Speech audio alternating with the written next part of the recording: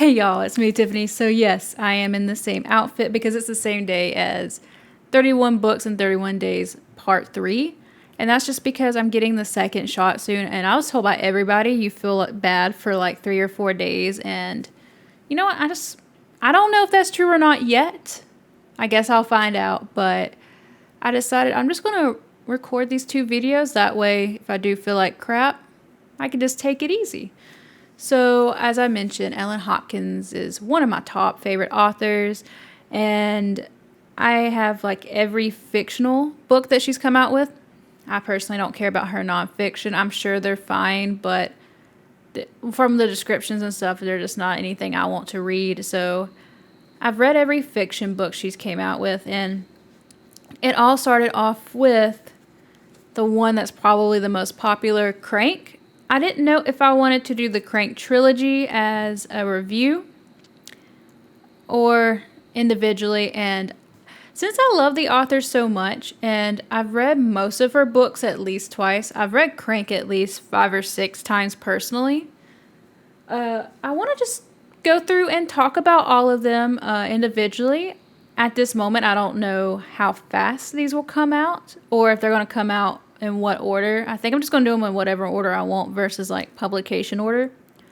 But I just kind of want like a dedicated video of me just talking about like all of her books just because I love this author so much. And it did start off with Crank. And this is just backstory for myself. I was exposed to Crank because I read Go Ask Alice, which at the time I thought Go Ask Alice was a real journal. It's not. That's another talk for another video.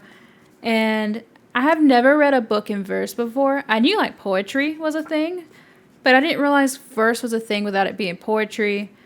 And yeah, like this is about a girl named Christina, and she has an alter personality called Bree, and she goes visits her dad in Reno for the summer, and he does drugs, and she meets a boy. He does drugs as well, and she gets exposed to meth. And trigger warning, sexual assault, rape, like pure rape, a lot of drug use, and a lot of stuff that's in the drug world are mentioned in this. You know, this is going to hit hard topics. This is not like a happy story by any means because addiction, even if somebody recovers, addiction is not a feel-good story, not a happy story. Like, yes, it's admirable when when they get clean, but they're always going to be fighting addiction. They're always going to, and I don't know, I've never had like an addiction problem personally, but so many of my relatives, so many of my relatives have, and it's a struggle they're going to be fighting for the rest of their life. And I think the way it's in verse and it's choppy and it's scattered and it's all over the place works so well for Crank. And like, yes, most of her books are in verse, but there's a certain element to this book that's different than her other books in verses. And this was written not long after her daughter had issues with meth herself.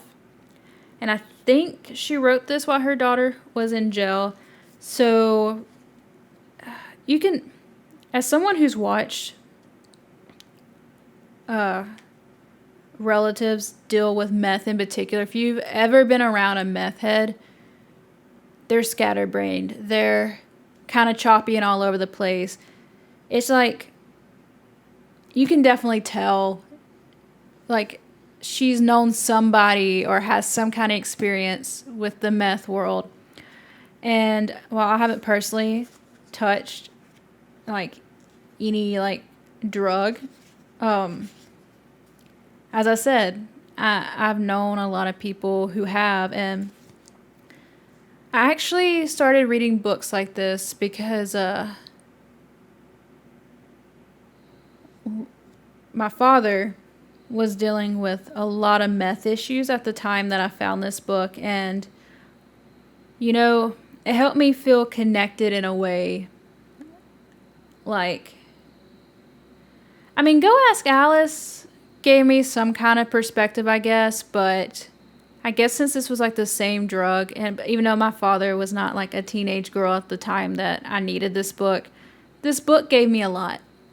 It gave me a lot. And I don't usually try to get this personal, but it gave me a lot. And so I read this book so many times, just that and then Glass, because Fallout came out later. And I'll talk about that in another video. But this gave me some connection, because this does not paint this as a happy story. This does not paint it as a good thing at all. But at the same time, it doesn't feel like propaganda with the drugs about how as soon as you do drugs, you're just going to go hell and ruin your life. But meth addiction definitely hinders your life. It does. It can absolutely ruin your life. It usually does if you actually have an addiction, and meth is highly addictive. And yeah, so I'm going to read the first little part of the book. Flirting with the monster. Life was good before I met the monster. Afterlife was great, at least for a little while. Introduction. So you want to know all about me, who I am, what chance of meeting the brush and canvas painted the face you see. What made me despise the girl in the mirror, enough to transform her, turn her into a stranger. Only not. So you want to hear the whole story, why I swerved off the road, hard left to nowhere, recklessly indifferent to those coughing at my dust, picked up the speed. No limits, no top end, just a high velocity rush to madness. And yes, it's written very stylized, but the way she writes is so gripping. This looks really thick, but this is a very fast read, despite the fact that it's over 500 pages, just because it doesn't fill up a whole page. Some of the pages are really, really short. I think this is a beautiful book in the sense of we need to read stuff from more perspectives, and too many drug stuff feels way too propaganda, and I feel like this hits the mark well. As I said, I'm not an actual addict, and I've mentioned that several times, but I think if you need to read a book to kind of understand the mindset, I think this is really good, because meth does a lot of things to the brain. Makes you feel invincible. Why would you want to stop? You don't sleep for days. You feel like you get more accomplished, but in reality, your body is getting tired. It's getting run down. It's a lot. It's a lot. And honestly, this book means a lot to me. And I try not to put everything into objects or into stories, but I know this is my I guess my own personal feelings towards Crank more than the actual story itself. But sometimes yes, the plot's important, the characters are important, the way the dynamics are, and you want authenticity, but sometimes just the way you truly connect to a story, especially when you really need it, almost matters more than the physical book itself. And if you're a child of an addict or something, I think this book is a great place to start if you want to maybe attempt to understand that world. I don't think you truly can without being in it, and I definitely do not recommend anybody do anything like that. That's a life decision I would never recommend. And my school had a thing where Ellen Hopkins came to, and she talked about Crank, and this was years later. And that's when I personally in my own life saw this book get popularity, but at that time, I wasn't on BookTube or nothing like that. And yeah, this is the same original one. I've thought about getting hardback because the rest of hers are hardback, and I liked having something more durable for a collection, but I don't think I'll ever get rid of this book. This book has such a special place in my heart, and I think she does a beautiful job going between Christina and Bree, because Bree's like her addicted part, and Christina has a kid and she gets clean for a little while. But I love the fact that people with addiction, even if they get clean, they struggle a lot of times, they relapse, and it takes a lot. The only thing I really like, I reread this last year, and the only thing I really have criticism about it, especially now that I'm an adult, is Scott, her stepfather, and her mother apparently have some kind of like, they know a little bit about addiction and they recognize that she's probably on something. And they do address it, but I feel like the way they addressed it wasn't the most realistic, or they didn't do as much as I feel like a lot of parents would. But I could be wrong in that aspect, but I feel like they just don't do as much. But it's a hard thing. Like, yeah, I think that, but then I've also seen like how other relatives reacted, or how even I reacted, or it's a hard thing because you don't know the right thing, because you don't want those people to go away, but watching people go through that is so hard. And especially like they get better, then they relapse, and they get better and they relapse, and some of the decisions she made in this were definitely not great.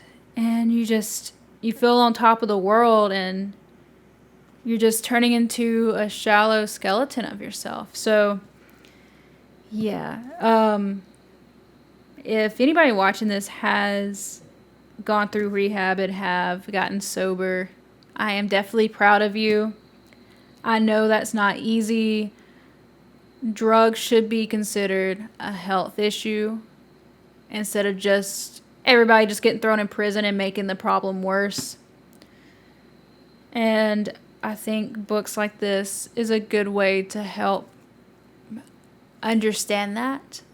And yeah, I'm going to talk about the other ones, and I hope it's okay. I got more personal in this instead of critiquing the story. I don't plan on doing that with every Ellen Hopkins book, but with my journey through Ellen Hopkins and growing up and how I feel about things, it would be wrong to say that this book didn't help me somewhere on this journey. So guys, that is it. I hope to see you guys later, and yeah, tell me how you feel or don't feel about this book. And if, as I said, if you've dealt with addiction yourself, or you've dealt with loved ones dealing with addiction, my heart's out with you. It is a very, very hard thing to deal with. Bye, guys.